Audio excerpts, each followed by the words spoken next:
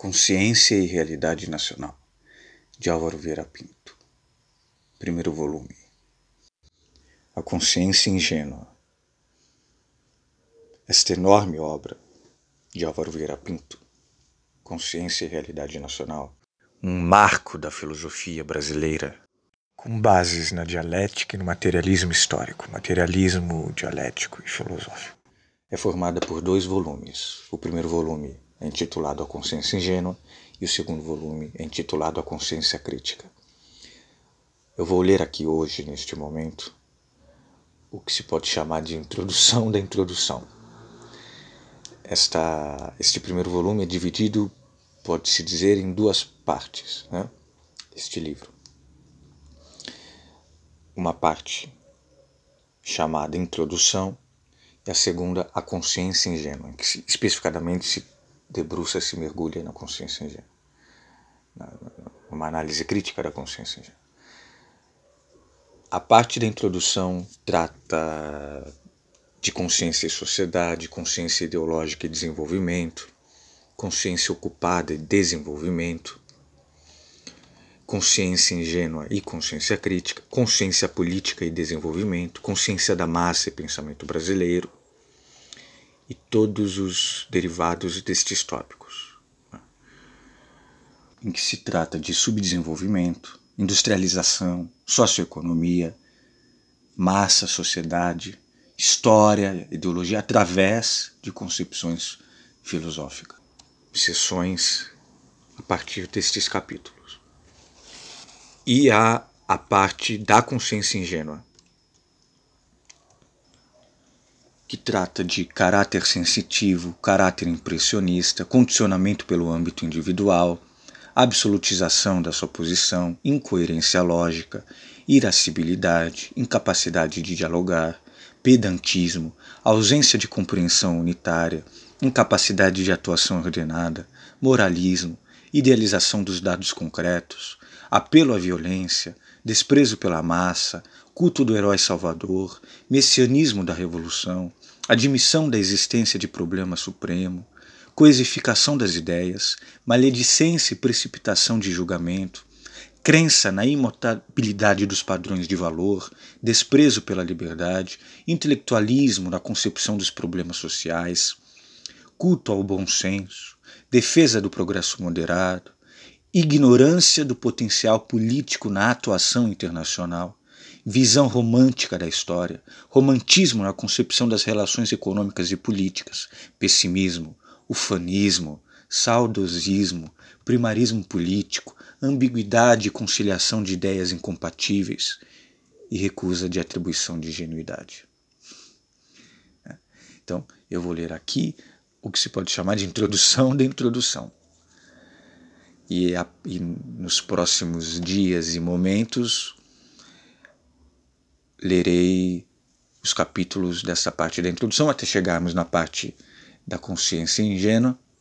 E se possível for, porque é uma obra grandiosa e enorme, não só em termos qualitativos, mas também quantitativos, seguirei até o segundo volume, A Consciência Crítica, e todas as suas páginas, que são mais de 400 no primeiro volume e pouco mais de 300 no segundo volume.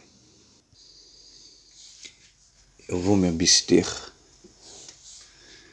de qualquer introdução biográfica e também a respeito desta obra, que é um marco da filosofia brasileira, escrita por um dos melhores, mais importantes, de longe o maior filósofo brasileiro. Em alguns momentos é possível afirmar isso. No entanto, é importantíssimo que se faça também uma pesquisa biográfica a respeito do Álvaro Vieira Pinto, sobretudo neste momento que pega da segunda metade dos anos 50 e do trabalho dele nos anos 60, até ser caçado, exilado e perseguido sistematicamente antes, durante e depois do golpe de 64, em que ele cai num certo ostracismo, mas precisa ser cada vez mais resgatado, que é o trabalho que eu quero me empenhar em fazer, divulgando a atuação dele nesse período no Brasil e também a sua obra para o nosso grupo político que eu venho construindo, elaborando para uma formação teórico-prática e para o nosso grupo político. Então, vou me abster e vou me concentrar apenas na leitura. Em outros momentos, em textos, vídeos, áudios, adentrarei mais profundamente a respeito de Álvaro Vieira Pinto e também com um comentário a respeito da sua obra. E mesmo da importância do ISEB. Aqui é apenas a leitura. O que já é importante para esse trabalho de retomada do Álvaro Vieira Pinto. Recentemente eu andei procurando este livro e encontrei no estante virtual que reúne os sebos do Brasil apenas um dos volumes. É um livro dividido em 2 volumes, A Consciência Ingênua e A Consciência Crítica. Neste áudio vou ler apenas a introdução do primeiro volume, A Consciência Ingênua. E o sebo está vendendo o volume por uma fortuna. Vamos ver se haverá alguma retomada editorial do Álvaro Vieira Pinto, que é muito importante. Assim como Guerreira Ramos, Florestan Fernandes e outros autores nacionais, latino-americanos e mundiais na vertente revolucionária, da dialética, etc. E também do marxismo, que é muito amplo, não unívoco.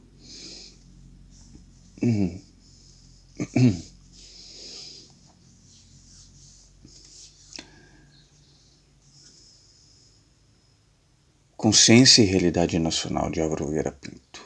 Primeiro volume, A Consciência Ingênua. Pelo ISEB, Rio de Janeiro, 1960. Instituto Superior de Estudos Brasileiros.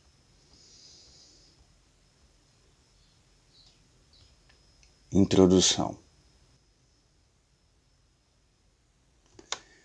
A fase em que atualmente se encontra o processo da realidade brasileira apresenta à consciência que o acompanha o problema da origem dessa consciência, de sua natureza e da função que, enquanto representação dos acontecimentos objetivos, lhe cabe desempenhar, não só para ser interpretação correta daquela realidade, como, sobretudo, para ser instrumento eficaz de aceleração das transformações em curso. O conjunto de condições objetivas que constitui o estado de uma comunidade nacional é sempre acompanhado por uma consciência social, onde se reflete. Mas o conteúdo da representação admite extensa variedade de graus de clareza na percepção, desde as formas tão pouco esclarecidas que confinam com o inconsciente, até as que dispõem de lúcida percepção das ideias e noções resultantes dos reflexos dos fatos na consciência coletiva. A sociedade brasileira atingiu uma etapa do seu processo em que se está produzindo profunda alteração na sua consciência. Ao lado de frações consideráveis representadas por indivíduos, grupos e instituições, ainda portadores de formas de pensar agora destituídas de validade, em virtude de transmutações do contexto real que as relegaram à condição de sobrevivência, começam a despontar novas modalidades de pensamento, determinadas pelas circunstâncias novas.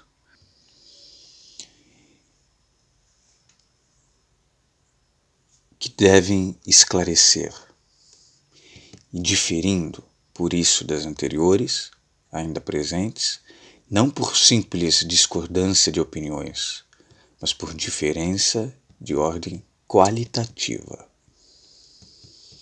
Enquanto as antigas, embora subsistentes, são reflexo de situações da comunidade brasileira já revogadas por força da expansão histórica e das modificações dos seus fundamentos reais, e assim não mais são capazes de interpretar fielmente os fatos e de conduzi-los, as novas modalidades de pensamento revelam uma consciência em plena formação, motivada por essenciais alterações da nossa estrutura social e econômica, em início de desenvolvimento.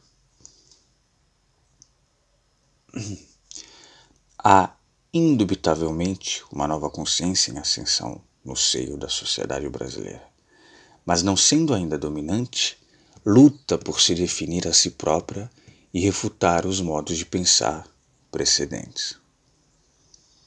Vivemos um período em que diferentes configurações de ideias, representando cada qual um modo de compreensão da realidade, combatem pelo direito de serem reconhecidas como legítimas e de assumirem a direção política do processo nacional.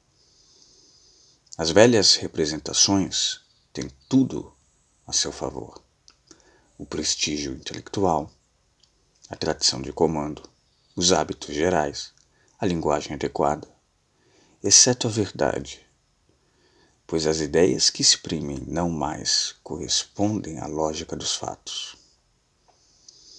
A nova consciência nasce do acordo com a realidade em emergência, mas estando em começo, sofre de natural dificuldade em competir com a outra. No entanto, possui os conceitos que exprimem a verdade dos aspectos originais da realidade e pode incentivar o desdobramento das condições seguintes. Trava-se assim uma luta entre modos de pensar representativos de atitudes e de interesses antagônicos no interior da mesma comunidade, luta que tende a se tornar particularmente aguda no caso da sociedade brasileira atual. Sem dúvida, em todos os tempos, em qualquer comunidade, tal situação se encontra, pois a mobilidade do real é incessante e sempre haverá modalidades de consciência opostas, umas interessadas na conservação do estado de coisas presente, outras procurando derrogá-lo. Mas, tratando-se de um país em fase de intensificação do processo de desenvolvimento econômico, como o Brasil de nossos dias, dos anos 60. Eu não vou comentar nada. Assim como há alguns poucos anos, recentemente, no século XX. Essa luta se reveste de maior intensidade, guardadas as devidas proporções. Mostra-se mais nítido o desencontro dos modos de pensar numa situação como a nossa, afetada por maior rapidez de transformações. Está falando dos jânibos, das reformas. Ou melhor, mais do que isso, ele se refere a um desejo coletivo nacional de amplos setores, ao momento histórico da sociedade brasileira por reivindicações e transformações de base. Não se refere apenas a um governo, isso já é consequência representativa. Se refere a um desejo profundo, coletivo, de um desenvolvimento, de uma transformação de base, transformações de base, de amplos setores das mais diversas áreas, ou praticamente de todas as áreas da sociedade brasileira. Ou seja, forças progressistas, e mais à esquerda ainda do que isto, forças mesmo de vanguarda revolucionárias para transformações profundas, impedidas anos depois pela ditadura empresarial militar, por força do capital hegemônico estrangeiro, por força do capitalismo dependente, como diria o Florestan Fernandes e o próprio Álvaro Vieira Pinto, por força do subdesenvolvimento e das forças mais retrógradas e conservadoras, etc., urbanas e no campo para a conservação dos privilégios econômicos, socioeconômicos, políticos, através de uma contra-revolução e no resto do continente latino-americano. E mesmo nas lutas civis e populares da Europa e dos Estados Unidos, etc. Bom, eu não vou comentar mais nada, vou ficar quieto. Eis porque ao pensador que dela participa se oferece uma oportunidade mais feliz de surpreender o jogo das oposições que aí se travam e de se ocupar desse tema. que não tem para ele significado gratuito, de questão filosófica geral e abstrata, mas envolve a escolha de uma posição em face dos acontecimentos. Ao verificar a divergência das consciências, a disparidade no modo como setores distintos da comunidade representam o estado objetivo da nação, o filósofo é levado a indagar como se vieram a produzir essas divergências. Qual a razão que as explica? Que sentido tem? E que critério o deve guiar para decidir-se em face delas? Posto assim, o tema se converte no tema da origem, do significado e valor da consciência da realidade nacional. Examiná-lo é, em última análise, depois de recolhidas as contribuições de cada uma das ciências sociais, tarefa filosófica, pois diz respeito à compreensão do processo da realidade em geral e da realidade histórica, que é a nação, em particular, bem como a investigação da formação da consciência, que reflete o estado de coisas exterior a ela. Não faltam na obra dos nossos sociólogos, historiadores, teóricos, políticos e economistas preciosas reflexões e elementos essenciais para o correto empreendimento da análise indicada. Mas não dispensam, ao que nos parece, que intentemos contribuir para realizá-la e chamemos a atenção de outros, para que igualmente se devotem à consideração do assunto. Esclarecer a questão da origem das formas de consciência da realidade nacional não é matéria de dissertação acadêmica, mas diz respeito à nossa própria situação pessoal, pois temos de tomar partido em face das circunstâncias que nos envolvem, e para tanto devemos ou concordar com um dos modos de pensar que encontramos, já formulados por outros, ou criar para nós mesmos uma interpretação própria. Seja como for, necessitamos ter consciência da teoria da consciência com que enfrentamos a realidade, saber por que motivo pensamos o que exprimimos, ou assentimos no que outros dizem, formando com eles uma corrente de opinião, que atua como força social a favor de certos acontecimentos, obstando ou resistindo a certas modificações. Numa sociedade quiescente ou em ritmo lento de crescimento, a exigência deste exame dos modos coletivos de pensar é pouco sentida, pois a mentalidade tradicional vigente é acatada sem objeções, uma vez que é razoavelmente capaz de atender aos fatos, nada ocorrendo de original que crie conflito com o sistema de conceitos pacificamente aceito. Quando, porém, consideramos o caso de uma comunidade como a nossa, em pleno surto de expansão, o conflito não só é inevitável, como é generalizado, ninguém podendo ficar à margem dele.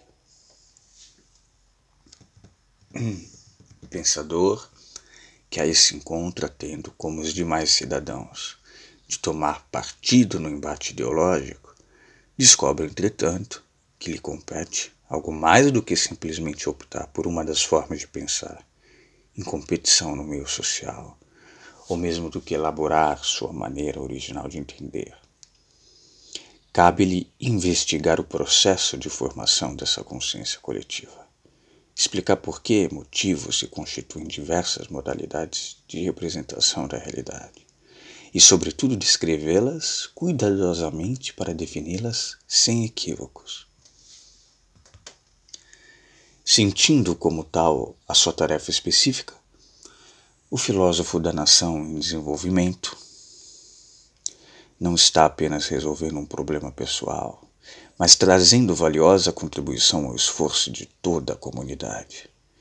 Aceitando, pois, o tema e dando início à investigação, verá que o problema se desdobra em numerosos aspectos de complexidade crescente. Não poderá talvez chegar na primeira tentativa a produzir uma concepção completa e inatacável. terá de contentar-se em abrir caminhos e tocar em numerosos pontos, que serão objeto de reflexões tópicas, nem sempre lhe sendo possível reuni-las em construções regulares. O caráter de meditação livre, evidente no trabalho aqui apresentado, é inerente à situação do autor diante do assunto. Desejando pensar por si mesmo o problema que escolheu, sem a preocupação de compendiá-lo numa exposição didática, quis valer-se dos conhecimentos hauridos na sua formação intelectual para, com o auxílio deles, investigar o tema que se propôs. A liberdade da meditação a que se devotou explica a ausência de dissertações expositivas dos conceitos e doutrinas de que se utiliza ou a que alude, bem como alguma desordem na disposição da matéria e a ocasional retomada dos mesmos assuntos a propósito de questões diferentes.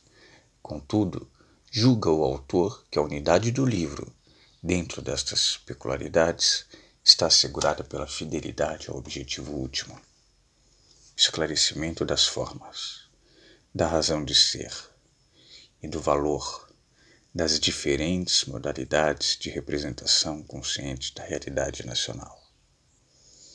Em tal sentido, torna-se necessário estabelecer de início certos conceitos e formulações que pautarão a íntegra do livro. Em primeiro lugar, é necessário compreender o âmbito próprio do tema investigado. Não se trata de discutir o problema geral da consciência da realidade, mas o caso especial da realidade histórica e política constituída pela nossa nação. Claro está que a nação não é ideia abstrata, mas fato concreto, simultaneamente físico e político, pela existência do território, dos recursos materiais, das transformações objetivas que constituem o fundamento das suas estruturas sociais e pelas atitudes que assume em relação a outras entidades da mesma natureza, pelas determinações de direitos e deveres que impõem a conduta e a liberdade dos homens que nela habitam. Como tal, considerar a realidade da nação significa peculiar maneira de abordar o problema da realidade, sem a preocupação de estabelecê-lo em termos de tanta generalidade que venha a assumir o tratamento de caráter metafísico, com que frequentemente se analisa a ideia de, entre aspas, realidade.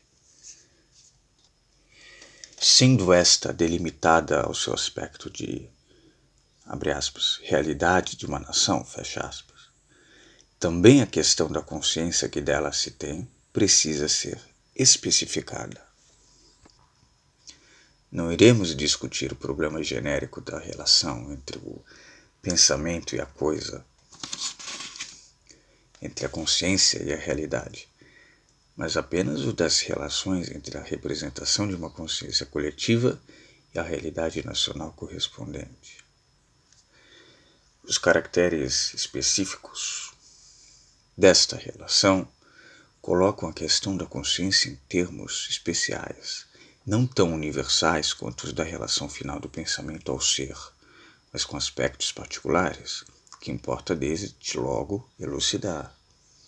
A natureza físico-histórica do objeto, a nação, e a social do sujeito, a consciência coletiva, impõe traços originais à relação de representação entre ambos estabelecida, que nos esforçaremos por investigar. Contudo, não haveria possibilidade de enfrentarmos a questão se não possuíssemos uma prévia concepção da natureza da consciência, da sua origem e situação em face da realidade, em geral. Ainda que não discutamos este problema, a solução que aceitamos está subjacente a todas as nossas discussões e consiste em reconhecer o primado da objetividade sobre a representação que a consciência dela tem. Ainda que não discutamos este problema, A solução que aceitamos está subjacente a todas as nossas discussões e consiste em reconhecer o primado da objetividade sobre a representação que a consciência dela tem. Os conteúdos desta reproduzem aquilo que existe independente dela e que, por suas condições próprias, a afeta e determina. Os fatos, as coisas, os outros homens e as relações entre eles refletem-se na consciência e nela se tornam percebidos. De tal percepção resultam atos que modificam a realidade segundo o projeto que a consciência concebe à luz das ideias que nela se formaram. A operação sobre a realidade é criadora de coisas e de situações que, sem aquela ação, não existiriam. O papel ativo da consciência é consubstancial à sua natureza, de reproduzir em imagem a verdade da existência objetiva. Mas o reconhecimento desse papel ativo e criador da consciência, fazendo ver que muitos objetos são a concretização de uma ideia que presidiu a sua fabricação, pode levar a crer, erroneamente, que a realidade toda esteja nas mesmas condições, ou seja, derive da consciência, tornada assim o ser primeiro, o próprio ser, original, cosmogônico. Não será possivelmente a consciência individual, limitada, temporal, a quem se atribuirá essa função criadora, pois bem se percebe a sua emergência ocasional no mundo material pré-existente. Mas, com facilidade, pode-se imaginar a existência de outra consciência, mais geral que a do indivíduo, um espírito universal, entidade transcendente, que desempenharia o papel de antecedente inicial de toda a realidade. Neste caso, o mundo onde nos achamos derivaria dela.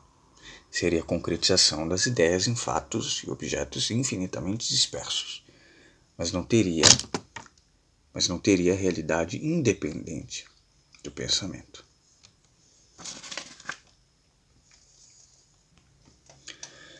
Para a compreensão do nosso problema particular, o da realidade nacional, não necessitamos discutir esta questão, mas necessitamos colocar a nossa discussão à luz da compreensão que tivermos dela.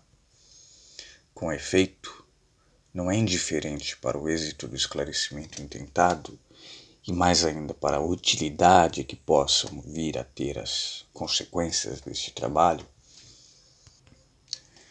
eleger uma ou outra das soluções à questão ontológica. Parece-nos que, se nos situarmos no âmbito de uma concepção que idealize a função da consciência, não teremos meios corretos de entender o processo da representação coletiva da circunstância nacional. Em tal hipótese, abrem-se perspectivas de explicação tão variadas, confusas, fantasistas, que nenhum auxílio trazem à prática efetiva do processo do desenvolvimento do país. Geram-se tipos de representação tão desorientadores e ilusórios que nenhuma validade mostram em presença das tarefas concretas que cabem a todo membro das sociedades empenhadas na própria interpretação. Já a aceitação da posição oposta permite levar a investigação para o terreno da objetividade, onde a questão essencial, tanto quanto os seguintes, em que se vai desdobrando, terá um tratamento rigoroso, em nenhum momento exposto ao capricho da imaginação. Se a consciência individual e a coletiva encontram a verdade da sua representação na fiel reprodução da existência exterior a elas, é possível não só explicar a razão de ser das diferentes modalidades de representação, justas umas, incorretas outras, mas ainda estatuir critérios para que a legítima oriente a sua intervenção no processo da realidade nacional. A consciência autêntica, que a seguir chamaremos de crítica, não só saberá que é a única verídica, mas terá também a compreensão do sistema de conceitos que a constituem na sua verdade e que ditarão a prática eficaz. Não figuram, por isso, no presente trabalho, discussões filosóficas sobre as relações entre a consciência e o ser, mas tão somente aos que se referem à questão restrita das relações do pensamento com a realidade nacional. Igualmente, não figuram, a propósito de muitos outros assuntos, tratados quando se apresenta a oportunidade da reflexão sobre eles, discussões expositivas das diversas atitudes doutrinárias que suscitam. De certo modo, é possível dizer que o autor dá por suposto o conhecimento delas. Isso outorga a liberdade de usar os conceitos que lhe são próprios para esclarecer os tópicos em exame.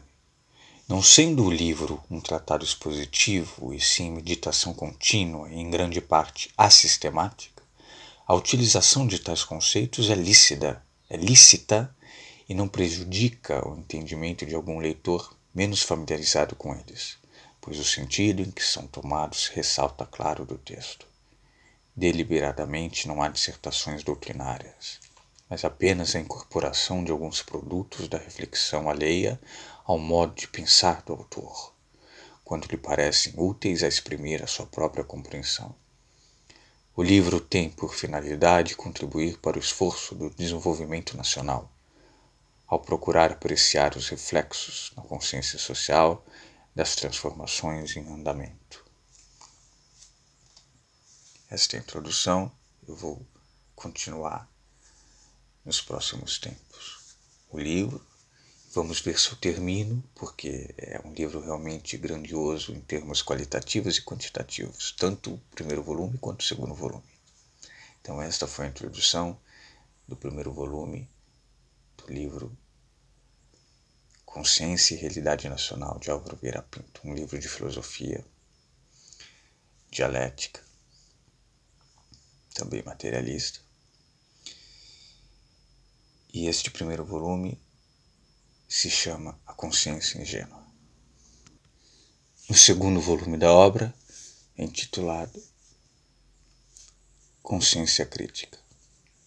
Então, o próximo áudio será o primeiro capítulo do primeiro volume, A Consciência Ingênua, desta obra importante, marco da filosofia brasileira nacional, Consciência e Realidade Nacional, de Álvaro Vieira Pinto, pelo ISEB.